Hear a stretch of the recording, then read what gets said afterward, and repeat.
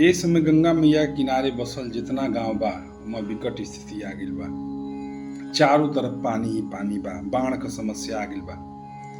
बाढ़ क समस्या से सबसे ज्यादा जे प्रभावित होला किसान वर्ग और पशुपालन वर्ग, जे पशु के पालन करेला, जे किसान जे खेती करेला। वही पे एगो मार्मिक रचना बा आदरणीय हरविंदर सिंह सिब्बू गाजीपुरी जी क कि असो बढ़ आइल गंगा जी क पनिया। ये विषम परिस्थिति में सरकार के साथ साथ हम सबके आपस में मिल मिला के काम करे के बा। तो ये रचना सुनल जाए और अच्छा लगे तो अधिक से अधिक शेयर करके अपन स्नेह और आशीर्वाद दिल जाए। ये रचना लोक मंजरी से लिखल बा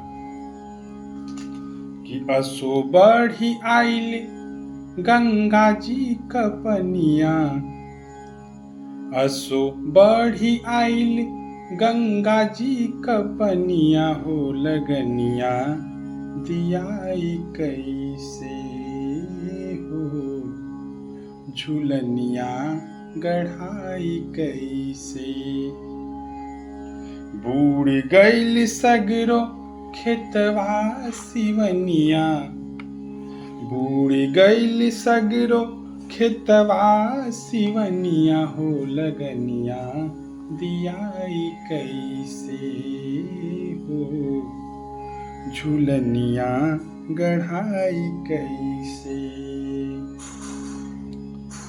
महंगी के मारे से लाचार भइल जिंदगी, कर्जा कपारे बा पहाड़ भइल जिंदगी।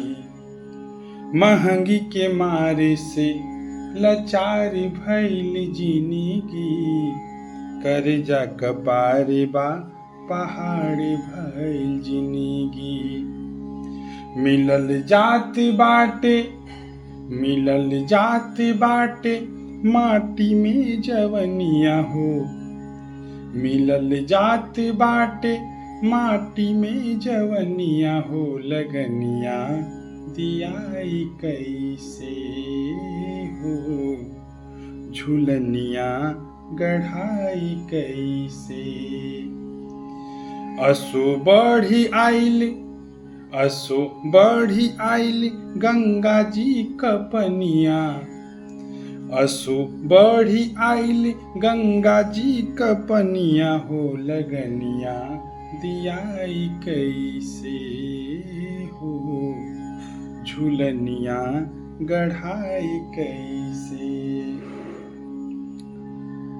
टूटही पलनिया न छावे के ठेकाने बा, ढलहली दलनिया से आफते में जाने बा। टूटही पलनिया न छावे के ठेकाने बा, ढहली दलनिया से आफते में जाने बा। जाने कैसे बची सुन मोरे जनिया हो, जाने कैसे बची सुन मोरा जनिया हो लगनिया दियाई कैसे हो, झुलनिया गढ़ाई कैसे। असो बढ़ी आइल, असो बढ़ी आइल गंगा जी क पनिया, असो बढ़ी आइल गंगा जी क पनिया हो लगनिया दियाई कैसे हो, झुलनिया गढ़ाई कैसे। बूढ़ गइल सगरो खेतवा सिवनिया, बूढ़ गइल सगरो खेतवा सिवनिया हो झुलनिया गढ़ाई कैसे हो, लगनिया दियाई कैसे। छोटकी के कापी कलम, छोटकी के कापी कलम फीस ना दियात बा, छोटका के कपड़ा लाता कुछ ना किनात बा। छोटकी के कापी कलम फीस ना दियात बा, छोटका के कपड़ा लाता कुछ ना किनात बा। और जौन किसान का सबसे बड़ा व्यथा रूपल बही गईल, रूपल बही गईल सगरो धान धनिया हो। रूपल बही गईल सगरो धान धनिया हो। लगनिया दियाई कैसे हो, झुलनिया गढ़ाई कैसे।